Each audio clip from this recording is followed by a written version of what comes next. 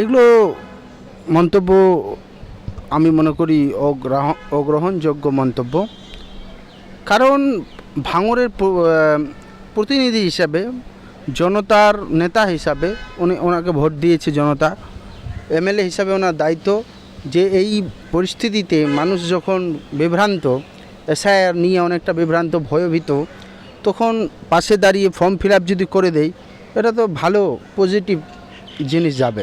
তো এতে বিরোধিতা করা, এটা হচ্ছে মানে বিরোধিতা করতে হয় বলে করা, এর কোনো লজিক্যাল রিজন নেই, এর কোনো এটা লজিক নেই, রিজনিংয়ের মধ্যে পড়ছে না। এগুলো হচ্ছে কি বলবো, এরা নেতা কে যে বানিয়ে দিল এদেরকে, শওকত মোল্লা বা এনাদেরকে, এরা মানুষ বানিয়েছে এবং মানুষ অনেক সময় ভুল লোকদের নেতা তৈরি করে দেয়। এই ধরনের নেতা যারা মানুষের কিভাবে কাজ করতে হবে সেটা না করে শুধু সব সময় প্রত্যেকটা জিনিসকে নিয়ে রাজনীতি করা, প্রত্যেকটা জিনিসকে কটাক্ষ করা। আমি যেমন বিরোধিতা করি যে মমতা ব্যানার্জি সব যা বলবে তার বিরোধিতা করতে হবে, ঠিক বললেও বিরোধিতা করতে হবে, ঠিককে ঠিক বলতে হবে, ভুলকে ভুল বলতে হবে, বা শুধু বিরোধিতা করার জন্য বিরোধিতা করতে হবে না। কিছু উকিল বাবু দেখবেন হ্যাঁ ও করে চিল্লে বলে, এরা সব আরএসএস মার্কা লোক, এরা মনুবাদী। যে আরএসএসের সঙ্গে যুক্ত তার ধারণা কিন্তু মনুবাদ। জ্যোতিবা ফুলে, হ্যাঁ, উনি একটা আমি বলছি বই লিখেছে গুলামগিরি, ওইখানে বলেছে মনুবাদ কীভাবে মানুষ, এই যে যেমন বিষ্ণুর অবতার, 10 অবতার, এই ব্রহ্মা অবতার, এই যে অবতারগুলো এসে তাকে সমালোচনা করেছেন যে এগুলো কীভাবে আর্যরা কীভাবে মূল নিবাসীদের উপর অত্যাচার করেছিল। তো এই ধরনের লোক, তাদের কাজ কি শুধু বিরোধিতা করে তাকে শেষ করে দেওয়া। তো এই শওকত মোল্লাও কোথাও না কোথাও সেই দিকেই চলে যাচ্ছে। নিজের মধ্যে গাম্ভীর্য, নেতৃত্বের গাম্ভীর্যতা, এগুলো নষ্ট করে ফেলছে। আমার মনে এটা তো স্বাভাবিক জিনিস যে একজন বিধায়ক শওকত মোল্লাকে উচিত তার এলাকায় গিয়ে তার সাহায্য করা। সে না পারবে তার টিম ভলেন্টিয়ার দিয়ে করাবে। নওশাদ সিদ্দিকী যদি এটা করে তাহলে এটা একটা মানুষের কাছে একটা তার এলাকার বা তার ভোটারদের কাছে একটা ভালো বার্তা যায়। তো সে করবে না, এটা করা কি খারাপ? কেউ যদি ফর্ম ফিল আপ করে, তো এগুলো শুধু বিরোধিতার নামে বিরোধিতা করা, এর কোনো রিজন নেই, এর কোনো রিজনিং নেই, এর কোনো লজিক নেই। দেখুন, ইট শুড বি আইডেন্টিফাইড, এটা ফ্যাক্ট চেক করার বিষয়, এটা আপনারা ফ্যাক্টটা চেক করবেন। আমার তো জানা নেই বিষয়টা যে যিনি মারা যান উনি কিসের জন্য মারা যান, মারা যাওয়ার কারণটা কি। সুসাইড করেছেন তো যদি সুসাইড করে থাকেন তো সুসাইডের পিছনে একটা কারণ থাকে। এসআইআরের ভয় কি সেটা কারণ ছিল? এটা আপনারা একটু ফ্যাক্ট ফাইন্ডিং করুন। আর যদি ওটা ছিল না, এমনি অন্য কোনো কারণ ছিল, তাহলে এটা মিথ্যা কথা। এগুলো তো স্বাভাবিক জিনিস।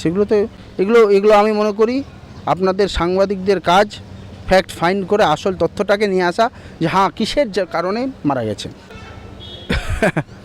দেখুন, নওশাদ যদি এসআইআরের ফর্ম ফিল আপ করে তো বিরোধীরা বলছে নাটক করছেন। মমতা ব্যানার্জি যদি বিরোধিতা করছে তাহলে বলছেন নাটক করছেন। এখানে একটা যুক্তি হতে পারে যে যেভাবে স্ট্যালিন তামিলনাড়ুর মুখ্যমন্ত্রী বা বিজেপি সরকার বা মানে যেখানে কংগ্রেসের, তারা যেভাবে এসআইআর জিনিসটাকে চেষ্টা করেছে ঠেকানোর, সেই অর্থে মমতা ব্যানার্জি এটাকে ঠেকানোর চেষ্টা করেনি, বরং সহযোগিতা করেছেন অফিসিয়ালস দিয়ে যে না এটা হোক। এটা হিপোক্রেসি, এটাকে বলা হয় ইংরেজিতে হিপোক্রেসি, দুই মুখ। একদিকে আপনি বললেন যে আমার বুকের ভিতর হোক, আবার করে দিলেন, এটা নাটক। এই অর্থে যদি বলে থাকে তো এটা ঠিকই বলেছে যে নাটক করছে। মুখ্যমন্ত্রী মমতা ব্যানার্জি, অভিষেক ব্যানার্জি না ঠেকিয়ে বুকের উপর চলে যাবে, সব ডায়লগ মেরে মানুষকে আশ্বস্ত করে যে না আমরা এসআইআর হতে দেব না, কিন্তু আসলেই এসআইআর হতে দিল, এর মানে মুখ্যমন্ত্রী নাটক করছে, এটা ঠিক। এগুলো বলা ঠিক না, এগুলো থেকে আসা উচিত। অনেক সময় প্রত্যেক নেতাই চেঞ্জ করে নেই কথা, এইগুলো ধরলে তো আর হবে না। একটা জিনিস মাথায় রাখবেন, নেতাদের কথা বিশ্বাসযোগ্য নয়।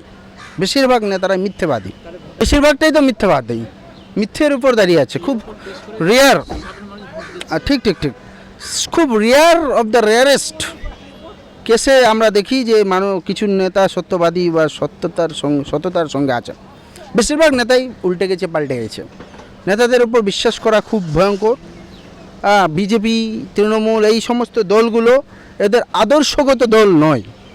They are not a ideological party. তারা আইডিওলজিক্যাল পার্টি না, তারা পার্সোনালজিক্যাল মানে বুঝতে পারলেন? আদৌ পার্সোনালজিক্যাল কোনো শব্দ আছে কিনা আমি জানি না, কিন্তু পার্সোনাল পার্টি। এরা হচ্ছে কার পার্টি? এরা হচ্ছে মমতা ব্যানার্জির পার্টি, নৌসাদের পার্টি। নৌসাদ মালিক ও আর ওর ভাই আইএসএফে নৌসাদ আর আব্বাস সিদ্দিকী, এছাড়া কারো গল্প চলবে না। তুমি যতই বড় পার্টির ক্যাডার হোক। তৃণমূলে মমতা ব্যানার্জি, অভিষেক ব্যানার্জি ছাড়া কারো চলবে না।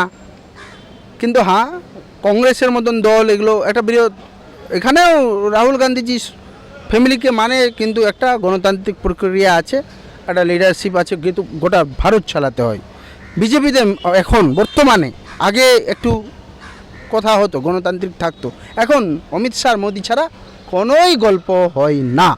তো এই দলগুলোকে এই দলগুলোকে বিশ্বাস করা যায় না, বিশ্বাসযোগ্য নয়।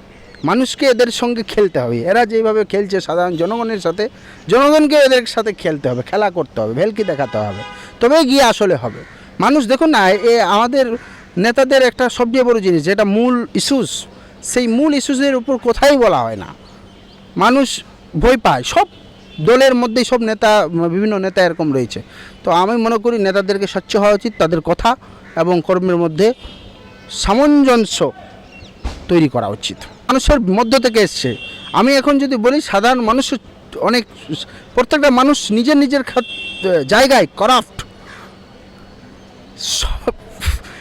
আপনি যদি বলেন হাইকোর্ট করাপশন, কোর্ট করাপশন আছে, এই যে কোর্টের উকিলবাবু, জজবাবু, কোর্টের কর্মী, স্টাফ, এরা সব এই সমাজ থেকে উঠে আসছে। আর এই সমাজে একটা ঠেলাবেলাও মিথ্যে কথা বলছে জিনিস, মানে এখন সমাজে নৈতিকতার অভাব। দুটো জিনিস মানুষকে করতে হবে, একটা নৈতিকতা, আর আপনি যাদেরকে আপনি ভালো লোক তৈরি করুন এবং ওই ভালো লোকদেরকে নেতা করুন। দুটো কাজ সমাজের দায়িত্ব, ভালো লোক তৈরি করা, ভালো লোকদেরকে নেতা করা, তবে গিয়ে পরিবর্তন হবে। কোরআন শরীফ ধর্মগ্রন্থ, ওখানে একটা কথা লেখা আছে যে সমাজ নিজেকে চেঞ্জ করতে চায় না, তাকে কেউ চেঞ্জ করবে না। তো আপনাকে চেঞ্জ হতে হবে, তারপরে আপনার প্রতিটা জিনিস চেঞ্জ হবে। আর আমি যেইভাবে বললাম যে ভণ্ডামি, এই সব জিনিস থেকে মানুষকে বাঁচতে হবে, আর ধর্মীয় মেরুকরণ থেকে বাঁচতে হবে। কারণ প্রত্যেকটা ধর্মের মধ্যে কিছু ভণ্ড লোক তো আছেই।